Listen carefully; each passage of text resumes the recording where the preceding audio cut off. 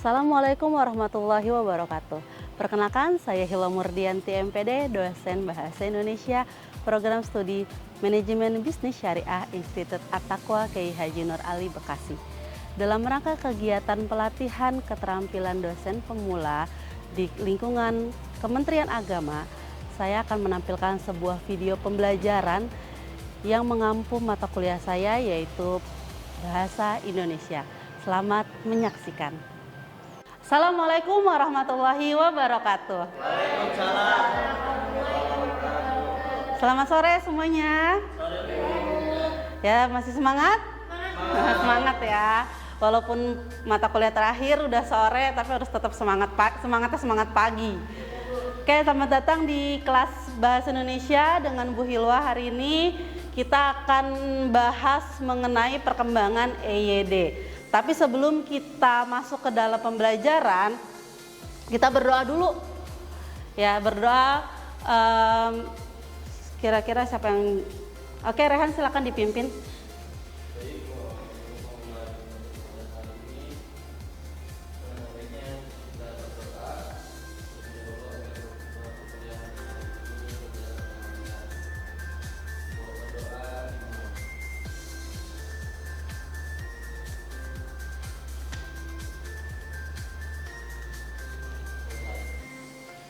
Oke, sebelum masuk materi, saya mau cek absensi dulu ya. Andin ada? Ada. Jalil? Jalil selalu masuk ya, semangat sekali kuliahnya. Najwa ada? Najwa? Ada. Rehan ada? Oke. Oke, untuk pertemuan hari ini mengenai perkembangan EYD. Sebelum masuk materinya, saya ada pertanyaan pemantik dulu. Ini ada dua kalimat, walaupun kalimatnya sama, tapi ada perbedaan. Silahkan diperhatikan mana yang benar dan mana yang salah. Ya, Dalil? Yang kedua yang benar, Bu. Yang kedua, apa alasannya? Karena K-nya dipisah. Ke-nya dipisah. Sementara yang pertama itu K-nya nyambung sama rumah. Ya. Terus yang kedua Senin. Penulisan kata Senin harusnya pakai I bukan pakai E ya, bukan Senin tapi Senin. Oke, terima kasih Jalil. Oke, kita selanjutnya ini ada tujuan pembelajaran. Untuk pembelajaran hari ini, mahasiswa mampu membedakan, mendefinisikan, mengklasifikasikan dan menjelaskan EYD atau ejaan yang disempurnakan. EYD itu apa sih? EYD adalah ejaan bahasa Indonesia yang telah mengalami banyak sekali perkembangan yang signifikan sejak kemerdekaan. Jadi perkembangan ini bertujuan untuk menyempurnakan sistem ejaan dan menjaga bahasa Indonesia agar tetap relevan dan mudah diakses oleh semuanya. Karena bahasa pasti selalu berhubungannya dengan masyarakat. Masyarakat selalu berubah, penggunaan bahasanya pun selalu berubah. Maka bahasa mengikuti masyarakatnya. Gitu. Kalau dulu ada fenomena bahasa anak Jaksel yang sedikit-sedikit diselipkan bahasa Inggris. Gitu. Lalu sekarang ada fenomena apa lagi nih? Ada sebelumnya juga ada fenomena bahasa gen alpha ya. Ada istilah-istilah big L lah, sigma dan lain sebagainya gitu. Nah, itu mengakibatkan ejaan terus berkembang mengikuti zaman. Jadi ejaan tidak ada patokan karena sesuai dengan masyarakatnya. Masyarakatnya selalu berkembang, maka ejaannya pun selalu berubah dan menyesuaikan. Nah, untuk ejaan sendiri di sini ada 8, kita sudah ada 8 perubahan ejaan. Mulai dari paling tuanya yaitu ejaan Van Ophusen sampai yang terbaru yaitu ejaan bahasa Indonesia yang disempurnakan atau EYD. Itu sangat lama ya, dari 1901 sampai 2022. Nah, yang pertama Van Ophusen ini masih ejaan zaman dulu sekali. Yang paling mencirikan dari ejaan Van Ophuijsen adalah penggunaan huruf U.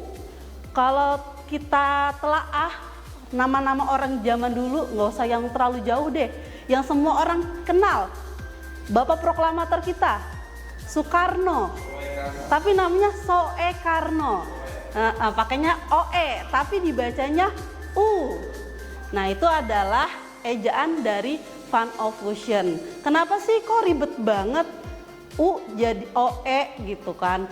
Karena mengikuti pelafalan orang Belanda. Di zaman itu kita masih dalam masa penjajahan. Jadi untuk penggunaan kata-kata dalam berbahasa Indonesia itu disesuaikan dengan pelafalan orang Belandanya. Gimana mereka menyebutkan kata berbahasa Indonesia tersebut gitu. Maka dari itu penggunaan seperti huruf OE itu dibacanya U. Lalu ada kata SJ, ada huruf SJ itu dibacanya SY. Iya, jadi gitu ya, kayak shin gitu kalau berbahasa Arab. Lalu penggunaan huruf NJ jadi NY, makanya kalau nyonya zaman dulu tuh ejaannya NJA, NJO, njo, nja, dibacanya nyonya gitu. Jadi di situ perubahannya. Lalu penggunaan kata CH untuk KH atau kho kalau bahasa Arab ya. Gitu. Makanya ada namanya Khairil Anwar, tapi pakainya CH. Tapi dibacanya kho, Khairil. Gitu. Nah, itu karena masih menggunakan ejaan Van Ophuijsen. Setelah Van Ophuijsen ada perubahan mengikuti zaman, yaitu ejaan Swandi. Ini dari tokoh ya, tadi Van Ophuijsen juga dia seorang tokoh, lalu diubah oleh Pak Suwandi, makanya ejaannya disebut ejaan Suwandi. Dari namanya aja ini masih ejaan lama ya, Soe gitu. Nah yang membedakan dia menghapuskan kata OE tadi menjadi U. Mungkin kata dia, ih ribet banget sih, pakainya OE segala dibacanya U, ini tidak efisien gitu ya. Jadi diubah menjadi berdasarkan bunyinya. OE bunyinya U, maka diubah. Tidak perlu kita menggunakan diftong OE lagi, tapi langsung pakai U saja. Setelah itu ada perubahan lagi nih. Dari Suwandi berubah ke ejaan pembaharuan. Nah, untuk ejaan pembaharuan ini berdasarkan Kongres Bahasa Indonesia di Medan pada tahun 1945. Salah satunya itu Profesor Muhammad Yamin menyarankan agar ejaan Suwandi ini disempurnakan, karena tadi kan masih belum sempurna ya, masih banyak hal-hal yang kayaknya sudah tidak relevan nih dengan tahun sekarang gitu. Salah satunya penggunaan diftong AI, AU, dan OI.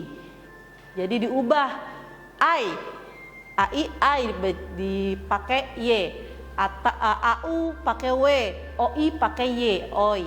Gitu. Selain itu yang paling mencirikan adalah penggunaan reduplikasi atau kata berulang. Di sini kalau kata berulangnya itu maknanya satu, maka nggak perlu pakai tanda hubung, nggak perlu. Jadi kupu-kupu digabung aja, gitu. Karena itu bukan kata yang diulang. Kupu-kupu bukan berarti kupunya ada lebih dari satu, gitu kan. Beda dengan rumah-rumah, berarti kan rumahnya banyak.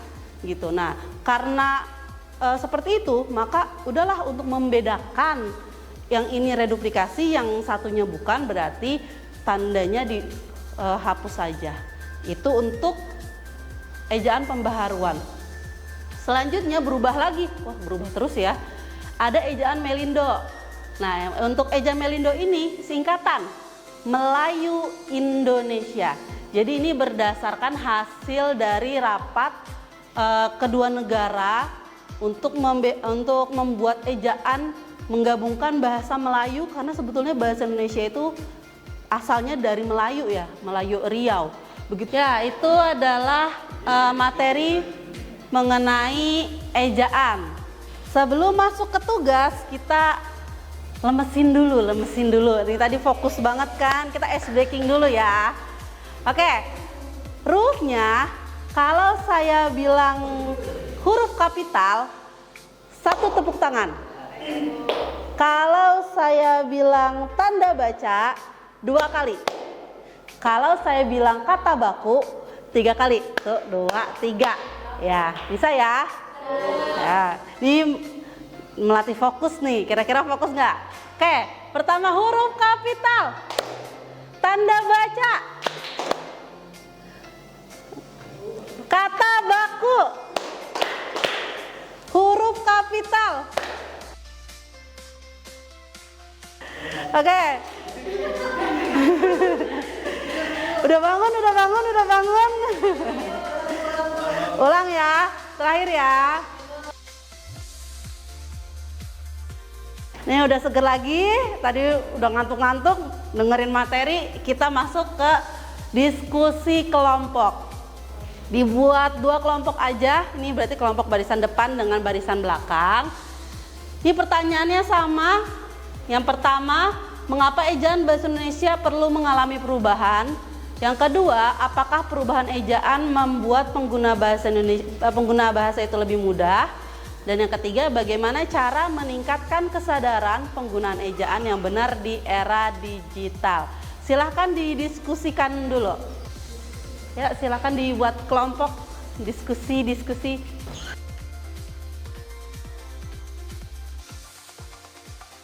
Oke, sudah?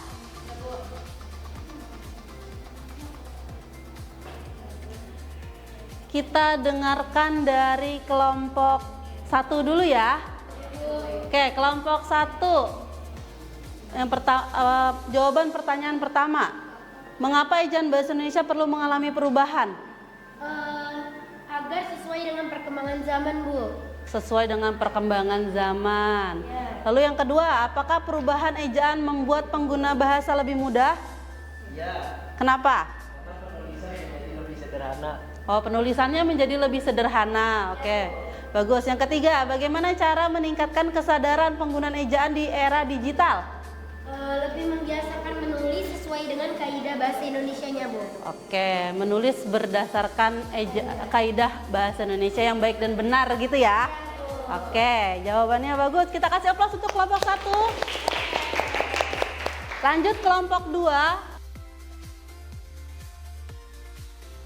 Karena mengurangi kesalahan dalam menulis. Mengurangi kesalahan dalam penulisan. Oke, yang terakhir, bagaimana cara meningkatkan kesadaran penggunaan ejaan? Oke, bagus. Beri aplaus dulu untuk kelompok 2. Ya, oke, untuk tadi sudah dijawab semuanya oleh tiap-tiap kelompok ya. Maka pembelajaran kita sudah selesai. Di sini ada sedikit evaluasi. Saya tanya, jawabnya cepat ya. Pertanyaan pertama, EYD diresmikan tahun berapa? Ya, tahun berapa?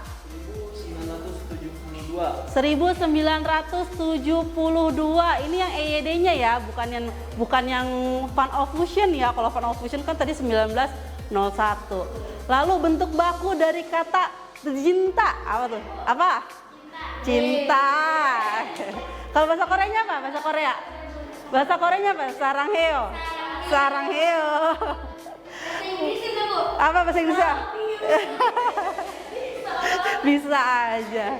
Oke, nomor 3. Goeroe dalam ejaan Van Fusion ditulisnya menjadi apa kalau sekarang? Apa? Guru. Karena OE itu diubah menjadi U ya sekarang. Terakhir, kepanjangan Puebi. Apa Puebi? Apa? Ayo. Pedoman umum Pedoman umum. ejaan bahasa Indonesia. Pedoman umum ejaan bahasa Indonesia. Oke, bagus. Walaupun sempat nge-lag dikit ya, tapi jawabannya tetap betul. Oke, kesimpulan untuk pembelajaran hari ini. Yang pertama, ejaan bahasa Indonesia berkembang dari Van Fusion, Suwandi, sampai terakhir EYD atau Puebi. Berikutnya, perubahan ejaan bertujuan mempermudah komunikasi dan menyeragamkan penulisan.